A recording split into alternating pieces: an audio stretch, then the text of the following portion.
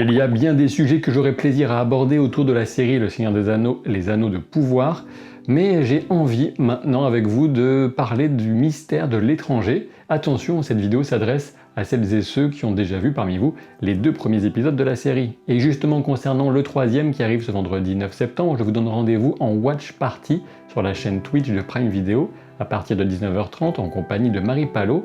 L'idée c'est de voir ou de revoir en même temps que vous l'épisode 3 et de le commenter puis de répondre à vos questions en direct. Et pour une watch party, il faut synchroniser son compte Twitch et son compte Prime Video. Rendez-vous donc ce vendredi à 19h30.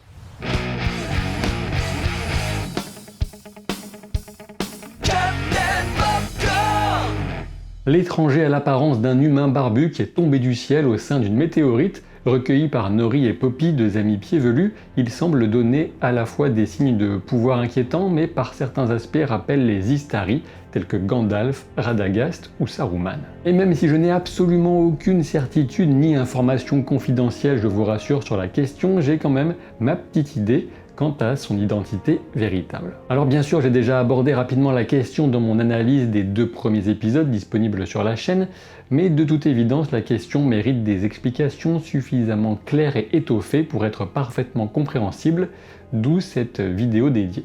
Commençons par l'évidence. Pour voyager dans une météorite et survivre à sa chute, l'étranger est nécessairement un être doté d'un pouvoir supérieur. Aucun elfe ne pourrait survivre à une telle chute, le seul candidat elfique serait Glorfindel, le capitaine de la maison de la fleur d'or de Gondolin, mort au premier âge en venant à bout d'un balrog en combat singulier.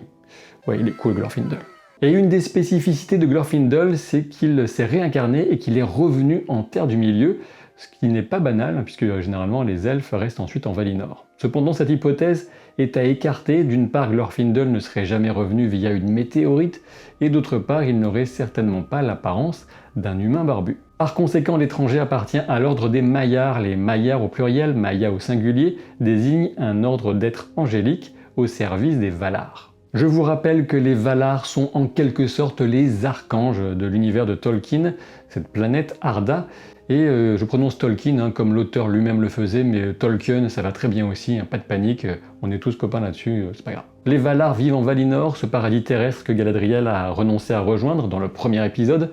On pourrait dire beaucoup d'ailleurs sur ce choix d'adaptation, mais ce n'est pas le sujet de la vidéo. Revenons aux Maillards qui recouvrent une grande variété d'êtres et de personnages, dont certains connus. Les Balrogs sont des Maillards par exemple, qui ont été attirés et corrompus très tôt par Melkor, le Vala déchu, celui qu'on pourrait comparer à Lucifer dans l'univers de Tolkien.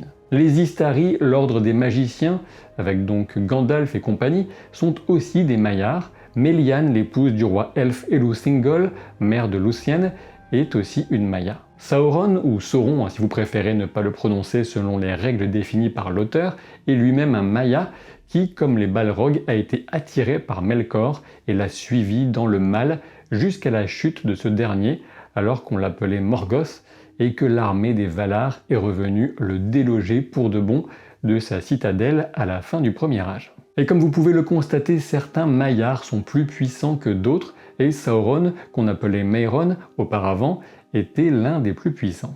Avant de revenir à l'étranger, il y a un autre candidat après Glorfindel que je veux évacuer rapidement, il s'agit de Tom Bombadil. Tom est une énigme et il a été voulu comme tel par l'auteur. On ne sait pas qui il est ni d'où il vient, mais on sait qu'il est lié à la nature et qu'il est présent en Arda, sur Terre si vous préférez, depuis la nuit des temps. Très clairement pour moi, Tom Bombadil ne correspond pas du tout au profil de l'étranger. Il est plus petit, il aurait toute sa tête certainement dans cette époque, et en aucun cas on ne l'imaginerait voyager en météorite. Par ailleurs, ses pouvoirs passent par les rimes, les chansons, et il n'aurait pas un comportement aussi intense qui semble témoigner d'un objectif urgent et impérieux.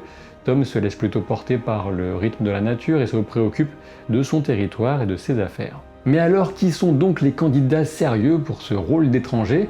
En réalité, ils sont en nombre très limité. À mes yeux, l'étranger ne peut être qu'un Istari ou alors Sauron. Ce qui ne fait aucun doute, c'est que la série dresse volontairement des parallèles et multiplie les références pour invoquer l'image des Istari autour de l'étranger. Je vous rappelle que les Istari correspondent à l'ordre des magiciens. Comme eux, l'étranger est barbu et ne semble pas physiquement très menaçant, même s'il peut déployer un certain charisme. Comme Gandalf quand ce dernier se dressait face à Bilbo qui lui reprochait de vouloir voler son anneau, l'étranger peut également et soudainement revêtir une présence menaçante et projeter une impression de grandeur surnaturelle. Comme Gandalf également, l'étranger est capable de parler aux insectes. On se souvient de la scène de Gandalf, prisonnier au sommet d'Orthanc, en Isengard, alors que Saruman l'avait trahi. Il chuchote à un papillon qui va quérir l'aide de Gwaihir, le seigneur des aigles.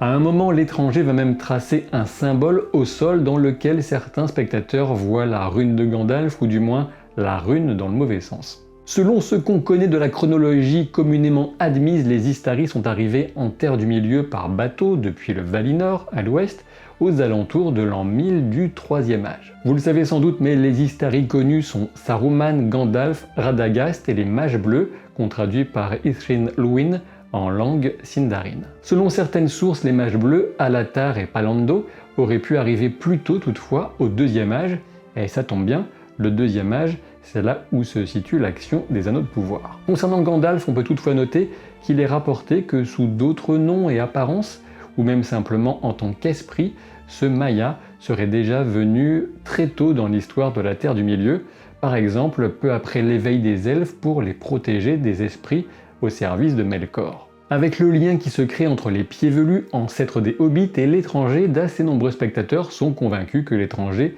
n'est autre que Gandalf plus jeune, ce qui expliquerait son inclinaison par la suite pour ce petit peuple aux ressources insoupçonnées. Selon moi, les diverses références à Gandalf sont de fausses pistes et ce serait commettre une erreur scénaristique que d'introduire Gandalf à cette époque alors que les écrits ne permettent pas de lui laisser une véritable marge d'action face à la montée en puissance de Sauron. L'hypothèse de Saruman me semble particulièrement faible également, déjà pour la bonne raison que l'envoi d'un Istari seul a peu de sens, mais surtout par rapport à ce que cela pourrait ouvrir comme piste scénaristique. En effet, Saruman est un personnage de savoir, de création, et l'imagerie associée à son arrivée ne me semble pas correspondre à l'idée qu'on peut projeter de lui. Alors certes, tout comme lors du passage de Gandalf le Gris à Gandalf le Blanc, la perte partielle de mémoire de l'étranger pourrait être associée à une sorte de transition d'un Maya d'un état à un autre. Pourtant, rien dans les indices disponibles ni dans les possibilités ouvertes ne me semble aller vers Saruman. Reste l'hypothèse d'un mage bleu. Normalement, Alatar et Palando vont par deux, mais on pourrait y voir un choix justement pour contourner l'évidence. En effet, si deux étrangers étaient arrivés de cette manière, il n'y aurait alors plus eu aucun doute pour les connaisseurs de l'univers, c'étaient les Mages Bleus. On sait que les Mages Bleus ont surtout œuvré au sud-est de la Terre du Milieu, sans qu'on sache vraiment s'ils ont échoué dans leur mission de contrecarrer la montée en puissance de Sauron, ou si justement leur action a été décisive pour qu'ils ne disposent pas d'une totale emprise sur un nombre d'humains bien plus grand encore dans ces régions reculées du centre de l'histoire contée par Tolkien. L'hypothèse d'un mage bleu est la favorite de nombreux fans et de grands connaisseurs de cet univers, notamment car l'incertitude autour de leur destin ouvre grand la porte à la création d'histoires passionnantes à leur sujet. Néanmoins, si je m'en tiens à ce que je vois pour l'instant et aux indices qui nous sont donnés, je continue pour ma part de pencher pour l'hypothèse de Sauron et je vais vous expliquer pourquoi de manière très détaillée et argumentée. Déjà, que savons-nous de Sauron à la fin du Premier Âge, suite à la défaite de son maître Morgoth?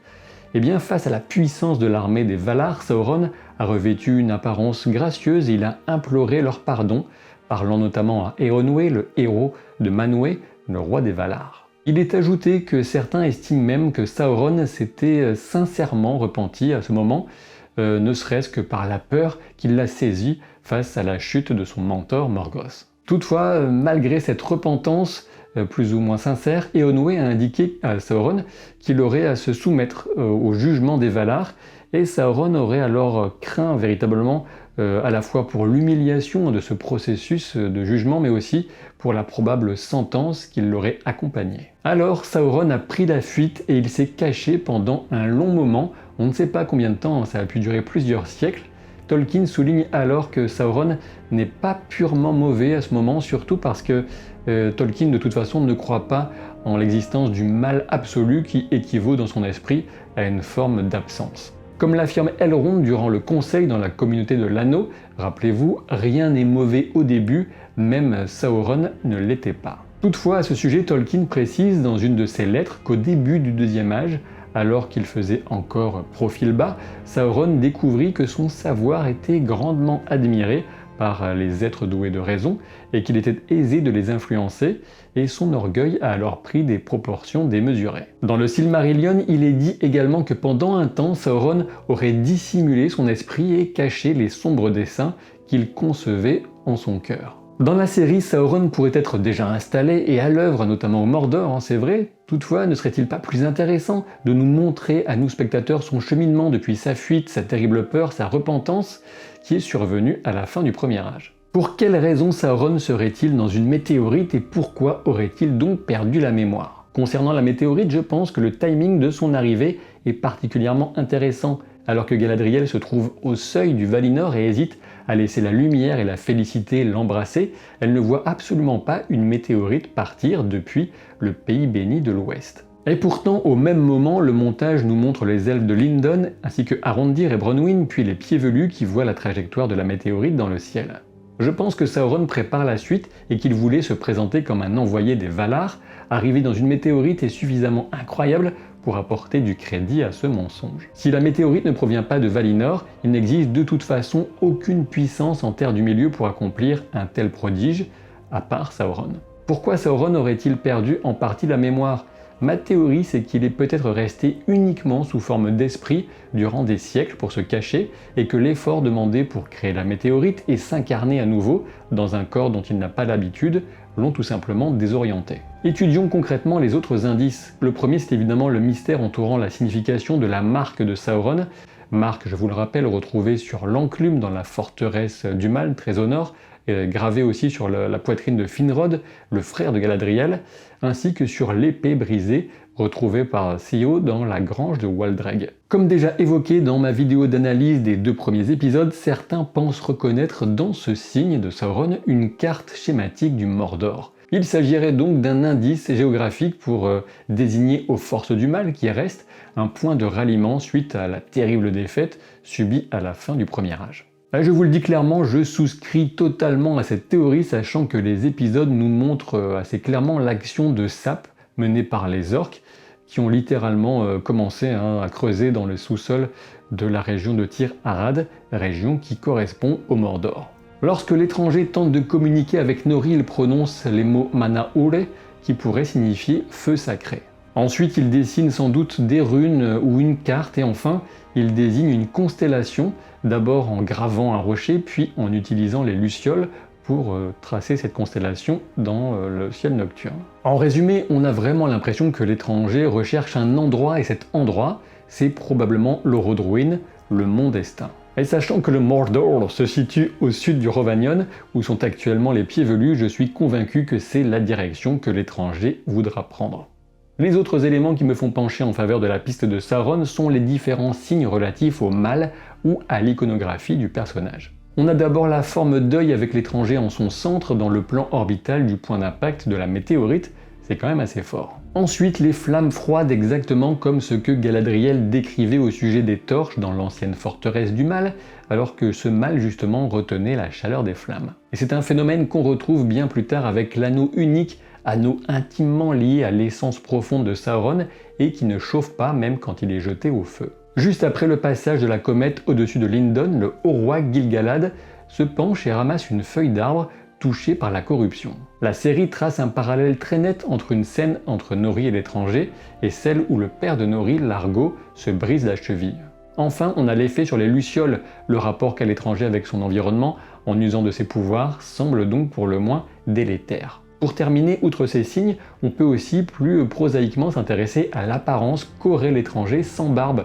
Pourrait-il interpréter Anatar, le seigneur des dons, la forme attirante de Sauron qui lui permettra de convaincre certains elfes de forger les anneaux de pouvoir? Et la réponse est clairement positive, Daniel Weyman aurait une apparence parfaite pour une personne de grande prestance, vaguement inquiétante et se présentant comme porteuse de savoir perdu. Je ne pense pas que ce casting de l'étranger a été mené avec l'idée de lui laisser toujours sa barbe, même si ce n'est qu'une pure spéculation, je le reconnais. Ce qui pourrait contredire cette théorie, c'est que les forces de Sauron semblent déjà à l'œuvre, et justement elles le sont, mais menées par d'autres, par des lieutenants de Sauron tels que Hadar, un personnage dont on n'a eu qu'un très bref aperçu dans les bandes annonces, mais qui devrait révéler son importance prochainement dans les épisodes. On pense aussi aux inquiétantes prêtresses qui doivent être porteuses de la parole de Morgoth et bientôt de celle de Sauron. Dernier point, certains affirment qu'il est impossible qu'il s'agisse de Sauron, car il ignorerait l'existence des hobbits avant de la découvrir au troisième âge. Et pour moi, je l'ai déjà dit par ailleurs, mais cette affirmation n'a aucun sens, les pieds velus et compagnie existent depuis très longtemps et Sauron devait le savoir. C'est juste que, de mon point de vue, il les considère certainement comme complètement inoffensifs et sans rapport avec ses propres plans. Alors peut-être qu'il ignorait que les pieds velus étaient devenus les hobbits, qui étaient devenus sédentaires, et qu'ils s'étaient donc installés au comté. Alors oui, je sais, je dis le comté au masculin, car il me semble que ce choix de la nouvelle traduction, bien que ça m'a fait un peu bizarre au début, évidemment, de dire le comté, eh bien il n'est pas dépourvu de sens. Et si l'étranger n'était pas Sauron, alors j'espère qu'il sera révélé comme étant un mage bleu et qu'un destin passionnant l'attendra dans les terres inhospitalières du sud-est à tenter de contrecarrer l'influence de Sauron sur les humains. Comme vous l'aurez compris, mon intuition comme ma réflexion me pousse toujours vers Sauron, qui est un personnage central de cette histoire, d'autant plus au deuxième âge avec la création des anneaux. Et il serait intéressant, je pense, de suivre depuis les débuts de son périple, suite à ce cataclysme de la fin du premier âge et à cette défaite. Un autre candidat pour un Sauron caché, c'est Halbrand, mais pour le moment, je l'imagine nettement mieux en futur Nazgûl, voire carrément en roi sorcier, le premier, le plus puissant des 9. Pensez à me dire en commentaire ce que vous espérez pour l'étranger, et aussi au passage à vous abonner à la chaîne pour éviter d'avoir à bouffer des escargots crus avec leurs coquilles. Et sachez que je ferai certainement un live aujourd'hui, ce jeudi, à partir de midi sur ma chaîne Twitch. Et rendez-vous sur la chaîne Twitch du Prime Video ce vendredi à 19h30 pour la Watch Party. Je vous dis à très vite pour de nouvelles aventures. Salut!